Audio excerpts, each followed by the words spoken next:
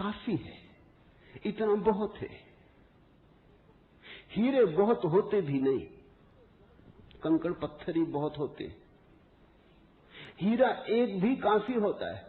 ये दो छोटी सी घटनाएं हैं। एक तो जन्म के पहले की गर्भ से आवाज और घोषणा कि क्या पागलपन में पड़े हो, शास्त्र में उलझे हो, शब्द में उलझे हो, जागो।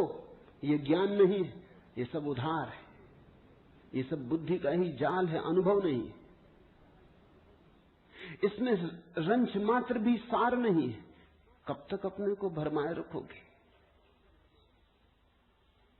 और दूसरी घटना, राजमहल में हंसना पंडितों का और कहना अष्टावक्र का कि जीवन में देखने की दो दृष्टियां हैं, एक आत्मदृष्टि, एक चर्म दृष्टि। चम्हार चमड़ी को देखता है, प्रज्ञावान आत्मा को देखता है। तुमने गौर किया? चम्हार तुम्हारे चेहरे की तरफ देखते नहीं, वो जूते को ही देखता। असल में चम्हार जूते को देख के सब पहचान लेता तुम्हारे संबंध में कि आर्थिक हालत कैसी है, सफलता मिल रही कि विफलता मिल रही, भाग्य कैसा चल रहा, वो सब जूते में लिखा है। जूते की सिलवटें कह देती, जूते की दशा कह देती, जूते में तुम्हारी आत्मकथा लिखी। चम्हार पढ़ लेता। जूते में चमक, जूते का ताजा और नया होना, चम्हार तुमसे प्रसन्नता से मिलता है। जूता ही उसके लिए तुम्हारी आत्मा का सबूत है। दर्जी कपड़े देखता है, तुम्हारा कोट कपड़ा देख के समझ लेता हालत कैसी। सबकी अपनी बंधी हुई दृष्टियां हैं।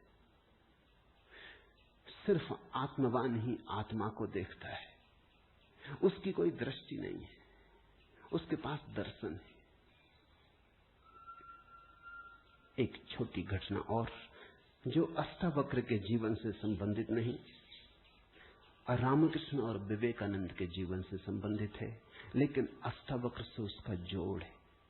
फिर हम सूत्रों में प्रवेश करें। विवेकानंद रामकृष्ण के पास आए तब उनका नाम नरेंद्रनाथ था। विवेकानंद तो बाद में रामकृष्ण ने उनको पुकारा।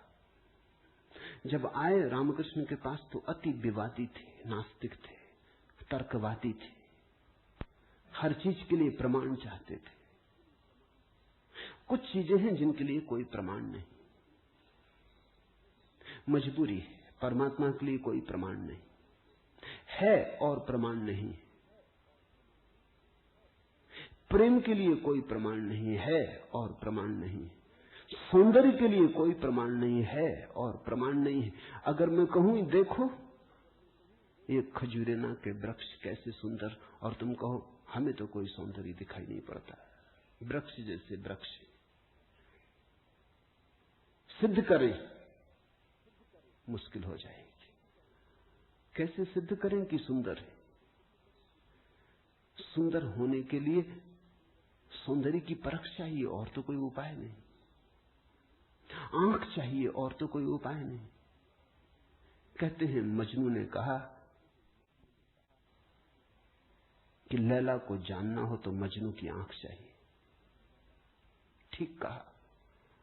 लैला को देखने का और कोई उपाय ही नहीं। मजनू को बुलाया था उसके गांव के राजा ने और कहा था तू पागल है, मैं तेरी लैला को जानता हूं, साधारण सी लड़की है, काली कलूटी, कुछ खास नहीं, तुझ पे मुझे दया आती। ये मेरे राजमहल की 12 लड़कियां खड़ी, ये इस देश की सुंदरतम स्त्रियां, इनमें से तू कोई भी चुन ले, ये तुझे रोते देख के मेरा भी प्राण रोता है। उसने देखा और उसने कहा इनमें तो लैला कोई भी नहीं। ये तो लैला के मुकाबले तो दूर, उसके चरण की धूल भी नहीं।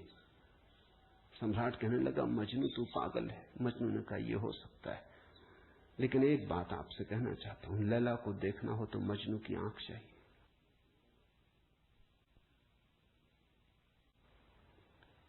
ठीक कहा मजनू ने।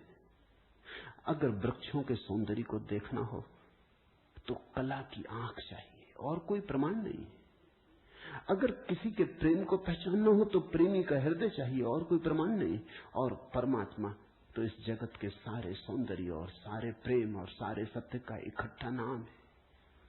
उसके लिए तो ऐसा निर्विकार चित्त चाहिए, ऐसा साक्षी भाव चाहिए जहां कोई शब्द न रह जाए, कोई विचार न रह जाए, कोई तरंग न उठे, वहां कोई धूल न रह जाए। मन की और चित्त का दर्पण परिपूर्ण शुद्ध हो। प्रमाण कहां? रामकृष्ण से विवेकानंद ने कहा प्रमाण चाहिए। है परमात्मा तो प्रमाण दे। और विवेकानंद को देखा रामकृष्ण ने, बड़ी थी संभावना इस युवक की, बड़ी थी यात्रा इसके भविष्य की, बहुत कुछ होने को पड़ा था इसके भीतर, बड़ा खजाना था, उससे ये अपरिचित है। रामकृष्ण ने देखा, इस युवक के पिछले जन्मों में झांका, ये बड़ी संपदा, बड़े पुण्य की संपदा लेकर आ रहा है। ये ऐसे ही तर्क में दबा न रह जाए। कराह उठा होगा पीड़ा और करुणा से रामकृष्ण का हृदय। उन्होंने कहा छोड़, प्रमाण वगैरह बाद में सोच लेंगे, मैं जरा बूढ़ा हुआ, मुझे पढ़ने में अड़चन होती, तू अभी जवान, तेरी आंख अभी तेज, ये किताब पढ़ी, इसे तू पढ़। वो थी अष्टावक्र गीता, जरा मुझे सुना दे। कहते हैं विवेकानंद को इसमें तो कुछ अड़चन न मालूम पड़ी, ये आदमी कुछ ऐसी तो कोई खास बात नहीं मांग रहा है। 2-4 सूत्र पढ़े और एक घबराहट और रोआ रोआ कपने लगा। और विवेकानंद ने कहा मुझसे नहीं पढ़ा जाता। रामकृष्ण ने कहा पढ़ भी, इसमें हर्ज क्या है, तेरा क्या बिगाड़ लेगी ये किताब, तू जवान है अभी, तेरी आंख अभी ताजी, और मैं बूढ़ा हुआ, मुझे पढ़ने में दिक्कत होती, और ये किताब मुझे पढ़नी, तो तू पढ़ के सुना दे। कहते उस किताब को सुनाते सुनाते ही विवेकानंद डूब गए। रामकृष्ण ने देखा इस व्यक्ति के भीतर बड़ी संभावना है, बड़ी शुद्ध संभावना है, जैसी एक बोधिसत्व की होती, जो कभी न कभी बुद्ध होना जिसका निर्णीत है, आज नहीं कल, भटके कितना ही, बुद्धत्व जिसके पास चला आ रहा है। क्यों अष्टावक्र की गीता रामकृष्ण ने कही कि तू पढ़ के मुझे सुना दे? क्योंकि इससे ज्यादा शुद्धतम वक्तव्य और कोई नहीं। ये शब्द भी अगर तुम्हारे भीतर पहुंच जाएं तो तुम्हारी सोई हुई आत्मा को जगाने लगेंगे। ये शब्द तुम्हें तरंगायित करेंगे, ये शब्द तुम्हें आह्लादित करेंगे, ये शब्द तुम्हें झकझोरेंगे। इन शब्दों के साथ क्रांति घटित हो सकती है। अष्टावक्र की गीता को मैंने यूं ही नहीं चुना है, और जल्दी नहीं चुना, बहुत देर करके चुना है, सोच विचार के। दिन थे जब मैं कृष्ण की गीता पर बोला, क्योंकि भीड़ भाड़ मेरे पास थी। भीड़ भाड़ के लिए अष्टावक्र गीता का कोई अर्थ न था। बड़ी चेष्टा करके भीड़ भाड़ से छुटकारा पाया है। अब तो थोड़े से विवेकानंद यहां हैं, अब तो उनसे बात करनी है जिनकी बड़ी संभावना है। उन थोड़े से लोगों के साथ मेहनत करनी है जिनके साथ मेहनत का परिणाम हो सकता है। अब हीरे तराशने, कंकड़ पत्थरों पर ये छेनी खराब नहीं करनी, इसलिए चुनी है अष्टावक्र की गीता।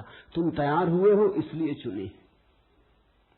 पहला सूत्र, जनक ने कहा, हे प्रभु, पुरुष ज्ञान को कैसे प्राप्त होता है, और मुक्ति कैसे होगी, और वैराग्य कैसे प्राप्त होगा, यह मुझे कहिए।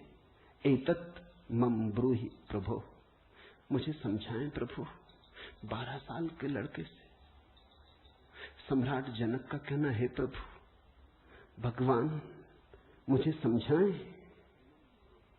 एतत् मम ब्रूहि, मुझे ना समझ को कुछ समझ दे, मुझे अज्ञानी को जगाएं। 3 प्रश्न पूछे हैं। कथम ज्ञानम, कैसे होगा ज्ञान? साधारणता तो हम सोचेंगे कि ये भी कोई पूछने की बात है, किताबों में भरा पड़ा है। जनक भी जानता था, किताबों में भरा पड़ा है वो ज्ञान नहीं, वो केवल ज्ञान की धूल है, राख है। ज्ञान की ज्योति जब जलती है तो पीछे राख छूट जाती है, राख इकट्ठी होती चली जाती, शास्त्र बन जाती। वेद राख है, कभी जलते हुए अंगारे थे, ऋषियों ने उन्हें अपनी आत्मा में जलाया था, फिर राख रह गए। फिर राख संयोजित की जाती, संग्रहित की जाती, सुव्यवस्थित की जाती। जैसे जब आदमी मर जाता है तो हम उसकी राख इकट्ठी कर लेते हैं, उसको फूल कहते हैं। बड़े मजेदार लोग हैं जिंदगी में जिसको फूल नहीं कहा। उसकी हड्डी वड्डियां इकट्ठी कर लाते हैं, कहते फूल संजोला है, फिर संभाल कर रखते, मंजूसा बनाते। जिसको जिंदगी में कभी फूल का आदर नहीं दिया, जिसको जिंदगी में कभी फूल की तरह देखा नहीं, जब मर जाता है आदमी पागल है, तब उसकी हड्डी को, राख को फूल कहते। ऐसे ही जब कोई बुद्ध जीवित होता है तब तुम सुनते नहीं। जब कोई महावीर तुम्हारे बीच से गुजरता है तब तुम नाराज होते हो। लगता है यह आदमी तुम्हारे सपने तोड़ रहा है या तुम्हारी नींद में दखल डाल रहा है। ये कोई जगाने का वक्त है? अभी अभी तो सपना आना शुरू हुआ था, अभी अभी तो जरा जीतना शुरू किया था जिंदगी में, अभी अभी तो दांव ठीक लगने लगे थे, तीर ठीक ठीक जगह पड़ने लगा था, और ये सज्जन आ गए। ये कहते हैं सब आसार है। अभी अभी तो चुनाव जीते थे, पद पे पहुंचने का रास्ता बना था, और ये महापुरुष आ गए। ये कहते हैं ये सब सपना है, इसमें कुछ सार नहीं, मौत आएगी सब छीन लेगी। छोड़ो भी, जब मौत आएगी तब देखेंगे, बीच में तो इस तरह की बातें मत उठाओ। लेकिन जब महावीर मर जाते, बुद्ध मर जाते, तब उनकी राख को हम इकट्ठी कर लेते, फिर हम धम्म पद बनाते, वेद बनाते, फिर हम पूजा के फूल चढ़ाते। जनक भी जानता था कि शास्त्रों में सूचनाएं भरी पड़ी, लेकिन उसने पूछा कथम ज्ञानम, कैसे होगा ज्ञान? क्योंकि कितना ही जान लो ज्ञान तो होता ही नहीं। जानते जाओ, शास्त्र कंठस्थ कर लो, तोते बन जाओ, एक एक सूत्र याद हो जाए, पूरे वेद स्मृति में छप जाएं, फिर भी ज्ञान तो होता नहीं। कथम ज्ञानम, कैसे होता ज्ञान? कथम मुक्ति, मुक्ति कैसे होगी? क्योंकि जिसको तुम ज्ञान कहते हो वो तो बांध लेता उल्टे, मुक्त कहां करता। ज्ञान तो वही है जो मुक्त करे। जीसस ने कहा है सत्य वही है जो मुक्त करे, ज्ञान तो वही है जो मुक्त करे। ये ज्ञान की कसौटी है। पंडित मुक्त तो दिखाई नहीं पड़ता, बंधा दिखाई पड़ता है, मुक्ति की बातें करता है, मुक्त दिखाई नहीं पड़ता है, हजार बंधनों में बंधा हुआ मालूम पड़ता है। तुमने कभी गौर किया, तुम्हारे तथाकथित संत तुमसे भी ज्यादा बंधे हुए मालूम पड़ते। तुम शायद थोड़े बहुत मुक्त भी हो, तुम्हारे संत तुमसे भी ज्यादा बंधे, लकीर के फकीर हैं। न उठ सकते स्वतंत्रता से, न बैठ सकते स्वतंत्रता से, न जी सकते स्वतंत्रता से।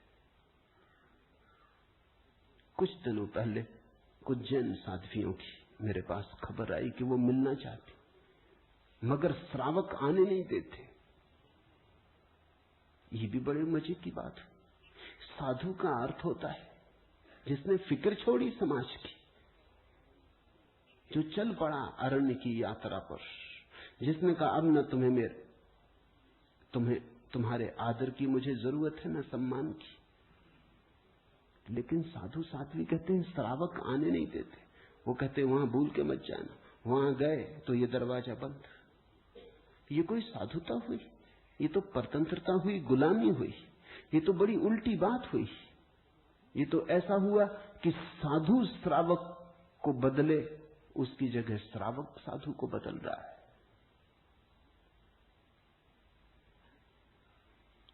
एक मित्र ने आके मुझे कहा, एक जैन साध्वी आपकी किताबें पढ़ती लेकिन चोरी से,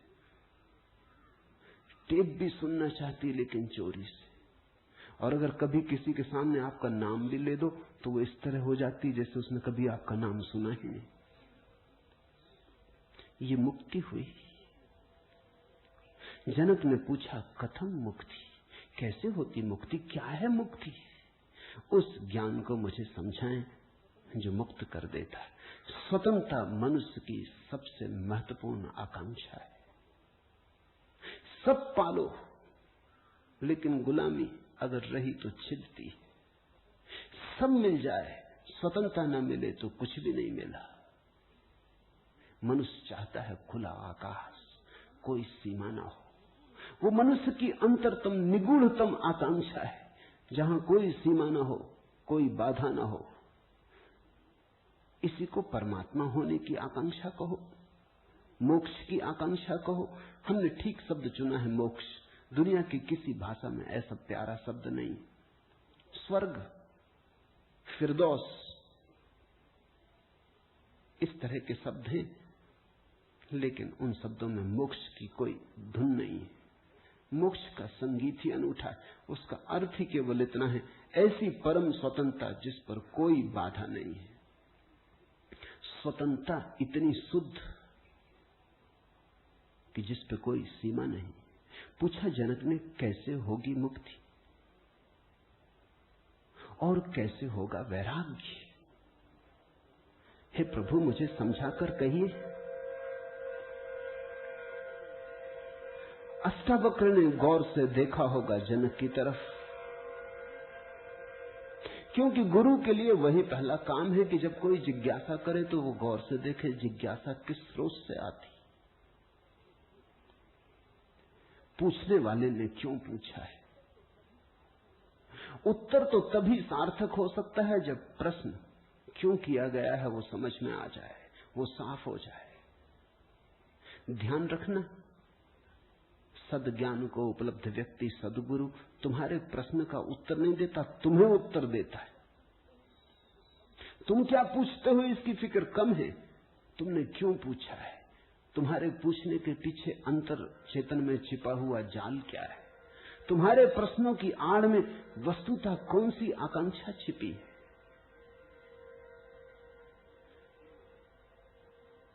दुनिया में 4 तरह के लोग हैं, ज्ञानी, मुमुक्षु, अज्ञानी, मूढ़। और दुनिया में 4 ही तरह की जिज्ञासाएं होती। ज्ञानी की जिज्ञासा तो निःशब्द होती। कहना चाहिए ज्ञानी की जिज्ञासा तो जिज्ञासा होती ही नहीं। जान लिया, जानने को कुछ बचा नहीं, पहुंच गए, चित्त निर्मल हुआ, शांत हुआ, घर लौट आए, विश्राम में आ गए। तो ज्ञानी की जिज्ञासा तो जिज्ञासा जैसी होती ही नहीं। इसका यह अर्थ नहीं कि ज्ञानी सीखने को तैयार नहीं होता। ज्ञानी तो सरल छोटे बच्चे की भांति हो जाता है, सदा तत्पर सीखने को।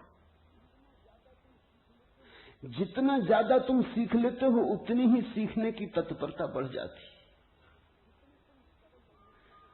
जितने तुम सरल और निष्कपट होते चले जाते हो उतने ही सीखने के लिए तुम खुल जाते हो। आए हवाएं तुम्हारे द्वार खुले पाती, आए सूरज तुम्हारे द्वार पर दस्तक नहीं देनी पड़ती, आए परमात्मा तुम्हें सदा तत्पर पाता है। ज्ञानी ज्ञान को संग्रहित नहीं करता, ज्ञानी सिर्फ ज्ञान की क्षमता को उपलब्ध होता है। इस बात को ठीक से समझ लेना, क्योंकि पीछे ये काम पड़ेगी।